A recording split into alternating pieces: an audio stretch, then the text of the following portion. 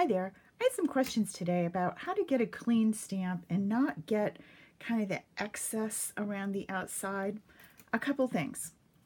It has to do with your pressure, and honestly, practice makes perfect. So we're going to use a photopolymer, a clear stamp first, and I'm using some Perfect Plum, and I am using Whisper White, and the cat is from Spooky Cat. So first thing I'm going to do is ink up my stamp, and as I look down, the cool part about the photopolymer ones is you can look at it and see where is your ink, how's it going. So I'm going to do a little bit more. Now one thing I want you to notice, I got some ink up here on the clear block. So, and I've also got a little bit between his ears. Okay, when you're using a photopolymer stamp, notice there's no foam behind the stamp. It's just the clear stamp. See the red rubber stamp? It has foam built in. That gives it kind of a cushion. So when I'm using the photopolymer, I'm going to want to use the piercing mat from Stampin' Up. That gives you the foam. It gives you a little cushion. And it's all about the pressure. I'm going to show you two different sides. If I put the cat down, and I think, well, I want a good, I'm going to really give this some good elbow grease. Look what I get. I get elbow grease, all right, but I get that line up there. I get this. That is not what I wanted, okay? So watch what happens. I'm going to flip it over. This time I'm going to ink it up just the same. I'm probably just as sloppy with my ink pad as I was before. There's still some ink up here, and there's some ink on my ears, right? But this time, I'm just going to give nice, even pressure. I'm not pushing super hard. I'm taking my time. And notice that I've got a much better stamp. Now down here, you can see there's a little bit of, not perfect. Okay, well, let me try again. And again, that's what I mean. Practice makes perfect. So practice a little bit. I didn't look down because I was talking to you, but I want to make sure that I have ink all over my stamp. All right? I've got ink all over. I've also got some in there, so if I push too hard, I could have a mistake. So I'm going to push. Nice, even, not crazy. And my cat is successful.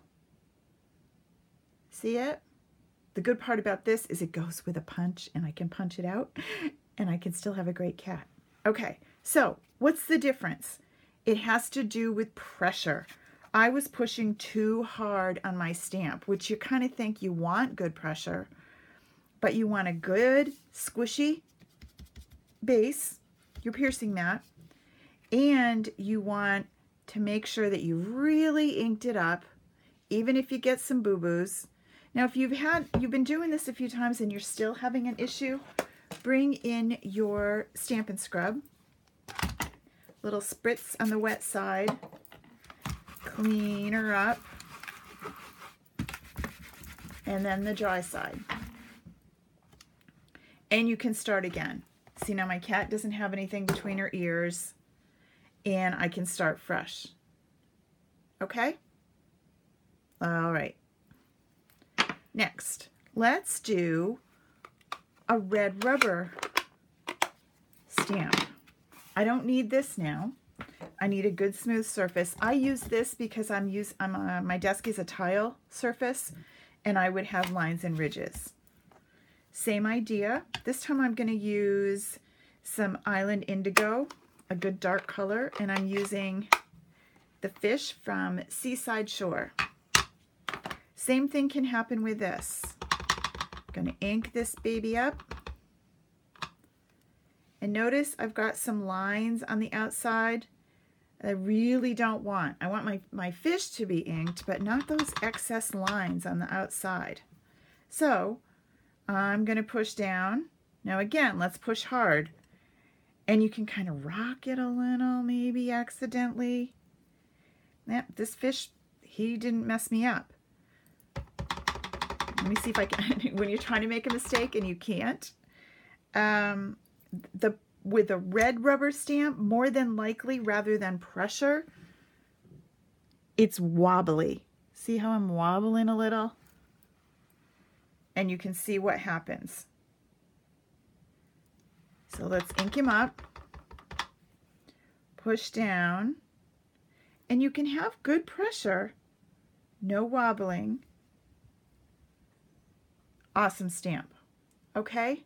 So, practice is really the key to this.